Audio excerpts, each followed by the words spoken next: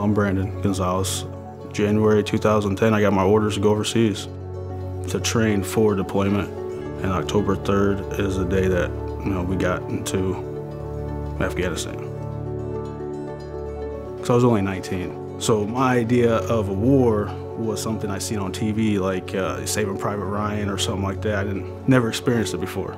As soon as we got to Tent City in Kandahar, there was like 4 or 5 attacks, ground attacks, rocket attacks. It's pretty intense. Like, they already knew you were coming. I'd say the hardest part is driving. We weren't going to go off the blacktop, go into the sand or nothing like that, because that's usually where the IEDs are. It's like a roadside bomb. So, and they're pretty nasty. They get pretty big. And you come back and everything is different. And I had problems sleeping. And the VA wanted to put me on some sleep medicine, and I took some before, and it put me in such a deep sleep it scared me. So I could go 4 or 5 days without sleeping. I would stay up all night. I was in a shell. I couldn't, like, going to the mall wasn't going to happen. Going to places where there are a lot of people, because I was always, looking. And when I started drinking, it brought me out of that shell. I made friends, or what I thought, were my friends, and it wasn't that I was just going out trying to get drunk. It was I was going out to try to get back to the way that I was. And now, it went from, 2 or 3 times a week to every day. And it was like I was falling, and I knew I was falling. And as I was falling, I was trying to grab everything I could to pull me back up, and I couldn't do it.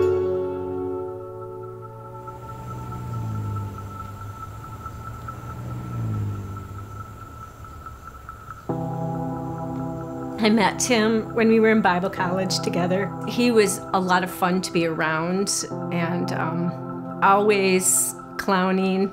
I can remember him giving the boys a bath and putting the towel on as a cape, and then chasing them around the house with the cape on, and like we do with our kids. People didn't realize how deep he went.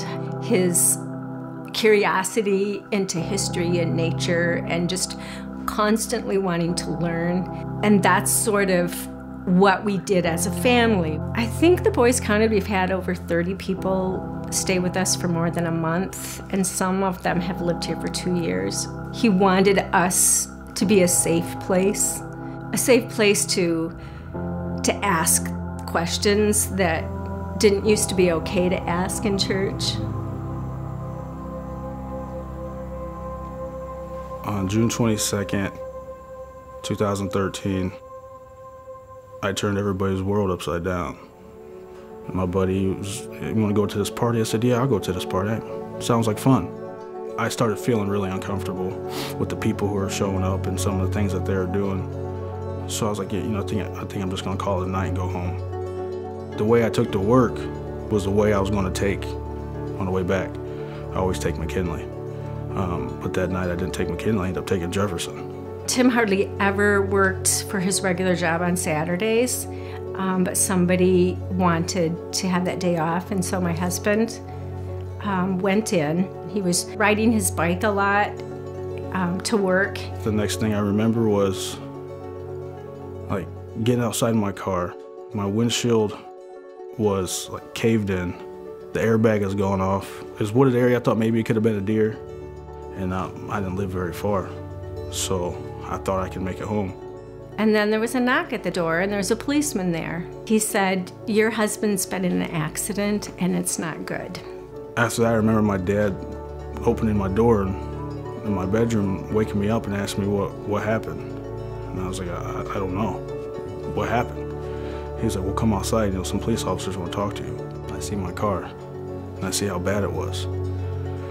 And I just started freaking out. I just told my dad, I was like, "There's no way that could be my car." And he said, "Your husband had done everything right. He was where he should have been. He had flashers on. He just had done everything right." One of the county police officers, he said, "Somebody died tonight." And I was like, "Somebody died? What do you mean somebody died?" He was like, "You hit somebody and they died." I just started breaking down crying. I said, I don't know what I'm gonna do. I said, I told him, I need to talk to my family. I need to talk to somebody now. Before I knew it, there were just like hundreds of people here at my house. I felt like I was in the moment, but it all really is kind of a blur when you look back on it. So I'm sitting in this cell by myself. All I could do was just think about how my family was feeling and how the other family, because I didn't know their names or nothing. And the type of person I was back then, and I'm thinking if this was me, this was, somebody killed my dad, somebody killed my mom, going to work, trying to make a living to pay our bills, I'd be one in blood. And that's what scared me the most.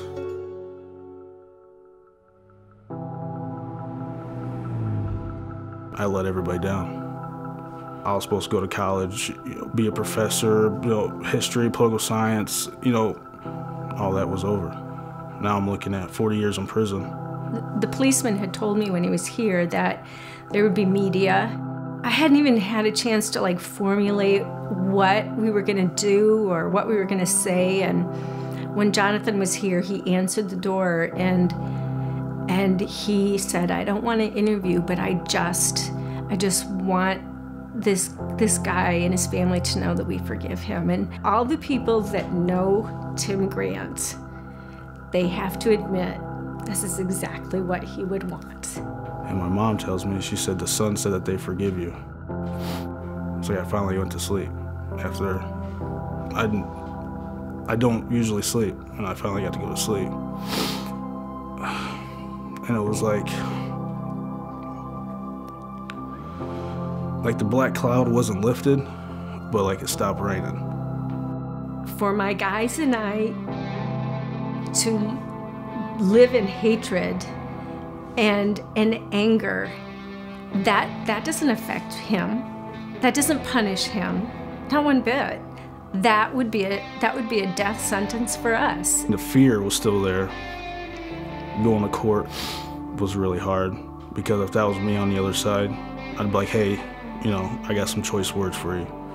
And that's not how it was. My son Tyler took the witness stand and he read a statement, and it was basically, we forgive you, Brandon, and we release you from your debt to us.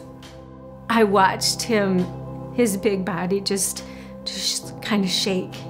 Whenever we were able to stand to go, Brandon turned around and we hugged. It was like out of a movie. We ended up praying together. And I was like, man, this just doesn't happen.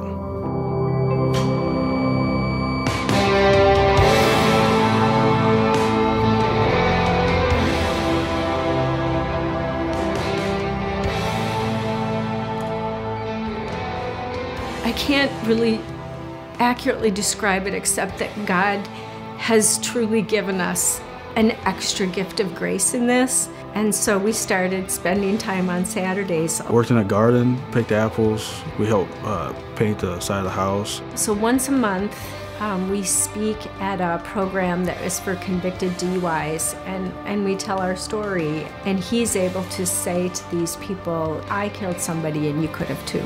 There's been a handful of people that come up to us every meeting that express to us how important it is that we're both there. This situation is very different, and if we can help change, not necessarily our world, but make our community a better place, then I'd like to be a part of that. I relive it every day. I think about it every day. I didn't know anything about Mr. Grant. And to see the pain, that I cause, it's not, it's me, it's not anybody else. I was angry at myself, and I caused that much pain on innocent people. The last time I had a drink was a year ago, the night of the accident. I don't think there's a word that expresses it enough. Thank you just doesn't cut it. I wasn't a very religious person, but this whole situation proves that there's a higher being out there. And they restored faith in humanity. So you think the world is so bad, but in all the darkness, there's still a couple lights on.